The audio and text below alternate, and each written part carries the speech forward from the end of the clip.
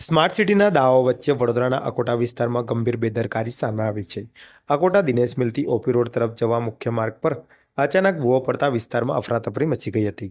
વૈભવી વિસ્તારને જોડતો આ માર્ગ હોવા છતાં મૂળભૂત સુવિધાઓના અભાવે સ્માર્ટ સિટીની છબી પર પ્રશ્નચિહ્ન ઊભું થયું છે.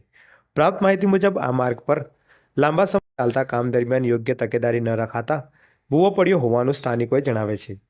સદભાગ્યે કોઈ જાનહાનિ થઈ નથી, પરંતુ માર્ગ પર વાહન ચાલકો અને પદયાત્રીઓ માટે મોટું જોખમ સર્જાયું છે.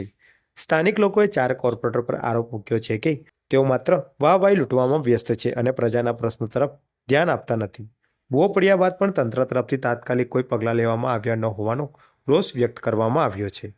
પરિસ્થિતિ ગંભીર બનતા સામાજિક આગેવાન વિઠ્ઠલ આયરે સ્થળ પર પહોંચીને ભૂવાને કોર્ડન કરી લોકોને ચેતવણી આપી હતી. તેમણે જણાવ્યું હતું કે પ્રજાના હિતમાં કામ ન કરતા પ્રતિનિધિઓને આવનારી ચૂંટણીમાં જવાબ આપવાનો સમય આવી ગયો છે.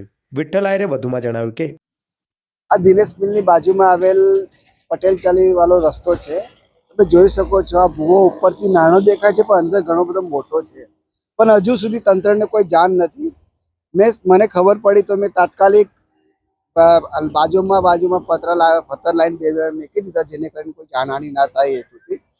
પણ અમે તો એવું કહેવા માંગીએ છીએ, વિસ્તારમાં 4 કોર્પોરેટરો છે. કોઈ કોર્પોરેટર, એક પણ કોર્પોરેટર કોઈ રસ્તામાં અમને દેખાતો નથી કે ના કોઈ પબ્લિકમાં દેખાતો.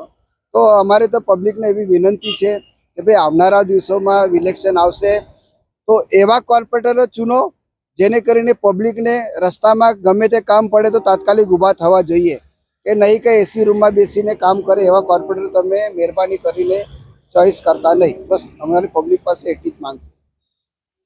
ભૂવો પડ્યો છે આ માર્ગ ઉપર, શું કહેશો? જે રીતના જૂના ભૂવા જે પડી ગયેલા છે એના બાદ આ નવો જે ભૂવો પડ્યો છે, શું લાગે છે કે આ રોડ ઉપર પાછો ભૂવાવાળો રોડ થવાની શક્યતા ખરી?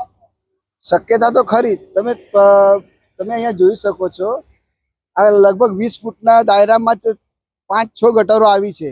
શા માટે આટલી બધી ગટરો છે? કોઈ તંત્ર પાસે આનો કોઈ નિકાલ છે જ નથી. એટલે શક્યતા તો પૂરી છે કે આની આજુબાજુમાં પાછો બીજો કોઈ ભૂવો પડશે. વિઠ્ઠલ આયરે.